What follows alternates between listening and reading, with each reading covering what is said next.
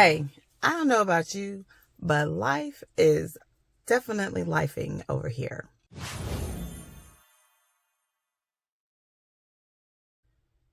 The reason I even started this channel was because I wanted to teach people how to leverage themselves across platforms so that they could attract their ideal client using personal branding techniques. That idea has quickly morphed into really me bringing real talk and tips to helping you achieve real business and personal success. Now, the truth is, personal and professional success and growth happen when you are unapologetically you.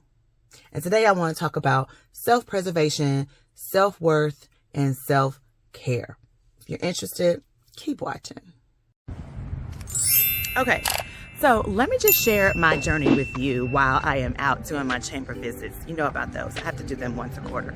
But anyway, I want to start off with my own personal journey that I experienced last year and why I believe this whole idea of self-preservation is so important to your ability to be as transparent and authentic as you possibly can. And this is really what I mean when I say real talk and tips to achieve business and personal success. This is what I did. This was my journey in 2023. I've always been that chick who, I felt like I really wasn't allowed to have a voice. It was kind of like it's my way or the highway type thing, as most of us grew up with. But what that turned into was me not really feeling validated or like what I had to say was important enough to express it.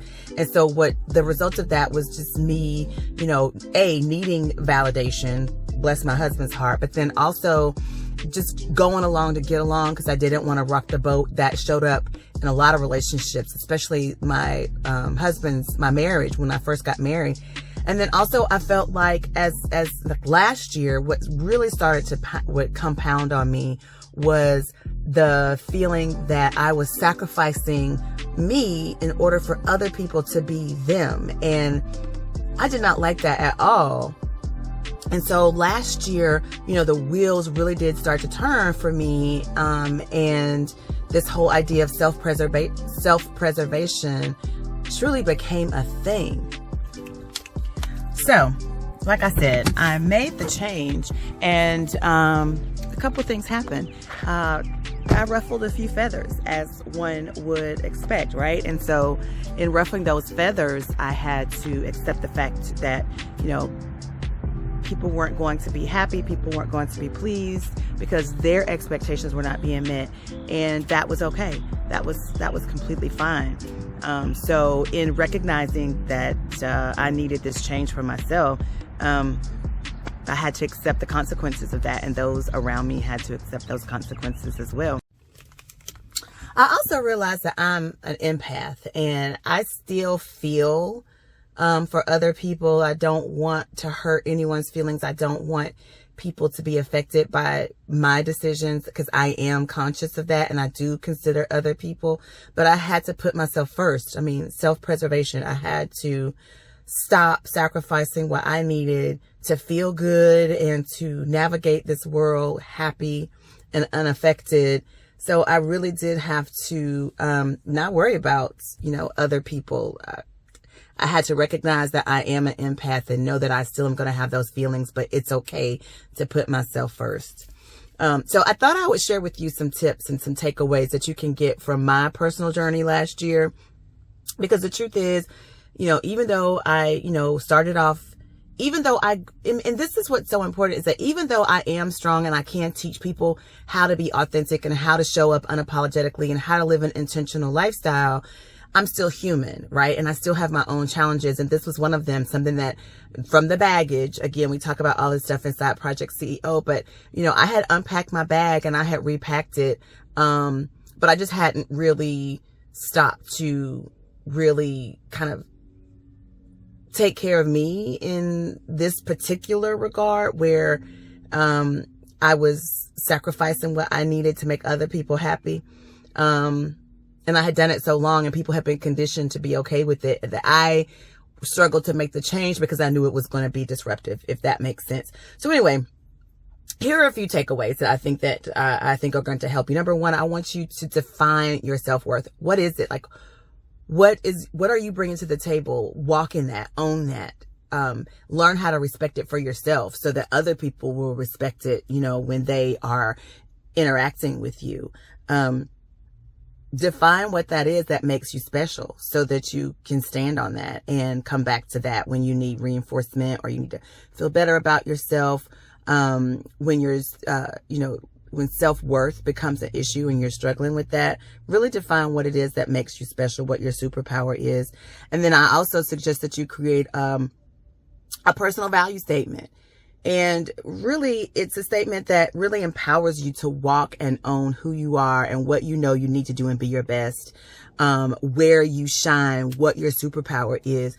I honestly, sometimes I have to stand in the mirror and say words out loud because I want to believe them. I want to affirm myself. Right. And so if I have my personal value statement, I can come back and empower myself at any time when I start to feel down, because like I said, we're human and I'm not up all the time. I have down days. I have frustrating days. And so, knowing that, what, girl, and having that personal, value statement empowers me. So I suggest that you create one of those for yourself.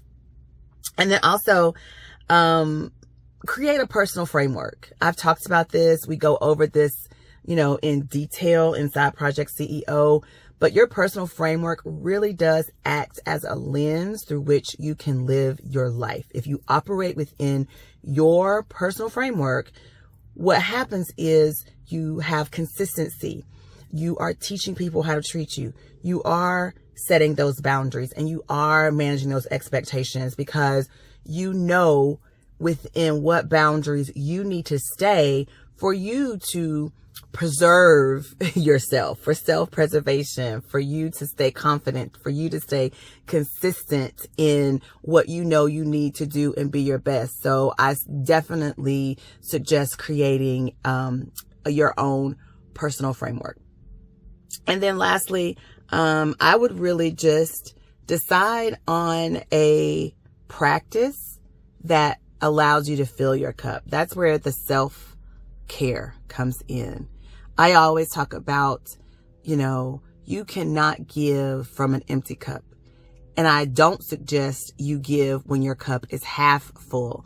I suggest that you give from the overflow of energy, sympathy, love, compassion that happens when you have filled your cup. And now anything extra is what you can give.